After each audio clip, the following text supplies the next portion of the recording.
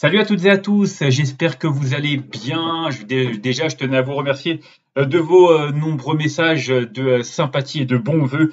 Ça me va droit au cœur. Je vous remercie, je vous souhaite également à tous une bonne année. Je l'ai déjà fait, mais je le refais. On va maintenant parler du Quintet Plus de ce vendredi 3 janvier qui aura lieu sur l'hippodrome de Vincennes. On retrouve la cendrée parisienne à l'occasion d'une semi-nocturne riche de 8 courses. La septième épreuve, le prix de Limours, sera support du Quintet Plus, une compétition pour des chevaux âgés de 8 et 9 ans, n'ayant pas gagné 180 000 euros.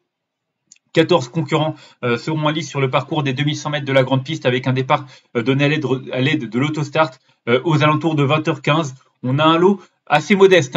C'est vrai qu'il n'y avait pas assez de partants dans la course qui aurait pu se servir de support au quintet, même une autre aussi qui était assez relevée, qui aurait été plus intéressante. Maintenant, on a quand même des bons serviteurs qui ont des références à faire valoir, même si la plupart n'a pas forcément de référence sur ce parcours, notamment mon favori, le numéro 4, Happy Dupois, qui débute tout simplement sur l'hippodrome de Vincennes.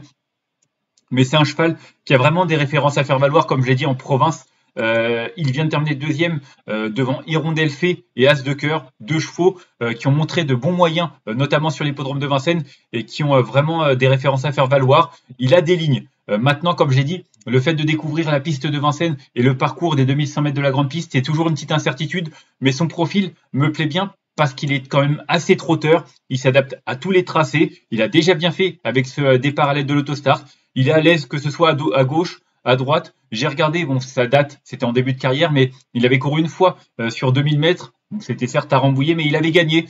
Enfin bon, c'est un cheval qui, je pense, va partir un peu moins vite que certains de ses rivaux, mais il a beaucoup de fond et je pense qu'au train, il peut revenir tous les dominer. C'est pour ça que je l'ai retenu en tête.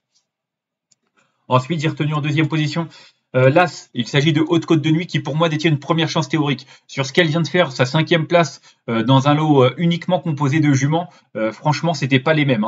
Ilaya, Igil Express, notamment Alma d'Amer, High Propulsion, franchement, comme j'ai dit, le lot était bien plus relevé. Là, elle descend de catégorie, elle défère des quatre pieds. En plus, elle a déjà bien fait sur ce parcours, elle a un chrono de 1:11,8.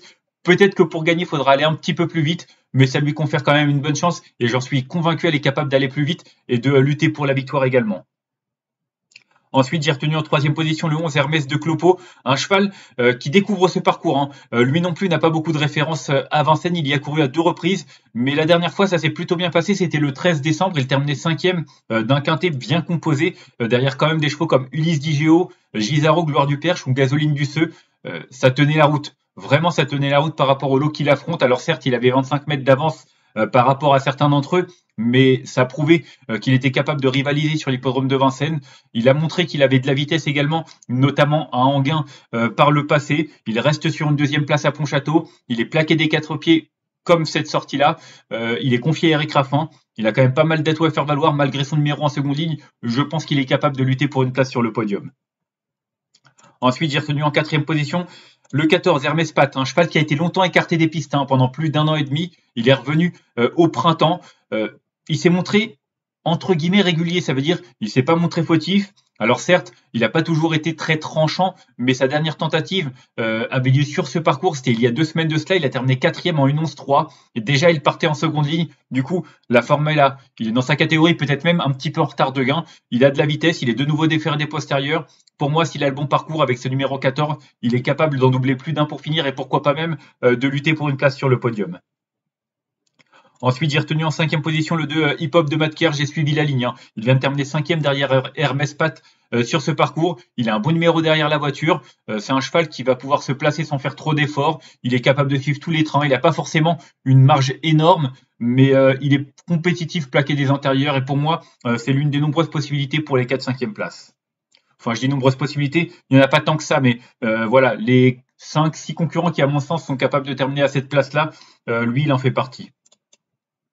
Ensuite, j'ai retenu en sixième position le 12 Galopin de Blo, encore un concurrent qui n'a pas beaucoup de références à Vincennes. D'ailleurs, il n'y a couru qu'à une seule reprise sur ce parcours pour une 9e place. C'était il y a quasiment un an puisque c'était début février. Maintenant, de l'eau a un peu coulé sous les ponts. Il n'est pas forcément toujours régulier, mais sa dernière sortie est excellente. Il terminait 3e derrière King Cole ou encore Aikido. Aikido qui, il y a quelques semaines de cela, a terminé 2e, je crois, d'un quintet sur 2007 Grande Piste. Donc la ligne est bonne. King Cole, c'est également un très bon cheval. Pour moi, dans un tel lot, en théorie, il a une première chance. Maintenant, faudra quand même que ça se passe bien parce que lui aussi, face aux 8 ans, il n'a pas forcément une marge énorme. Mais comme j'ai dit, voilà, il fait partie des quelques-uns capables de prétendre à une 4-5e place. Ensuite, j'ai retenu en 7e position le 7 Arkwell, un cheval qui est brave, mais qui n'a pas de marge. Ses dernières sorties sont quand même assez bonnes dans l'ensemble, on va dire, parce que c'est vrai qu'il reste sur une 8e et une 7e place, mais sa 8e place dernièrement était pas si mauvaise hein, derrière Hermès Pat ou encore Hip Hop de Madker.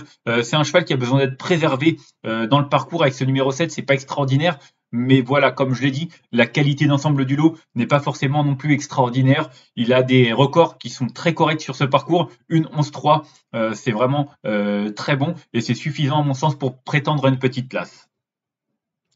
Et enfin, en 8e position, j'ai retenu le 10.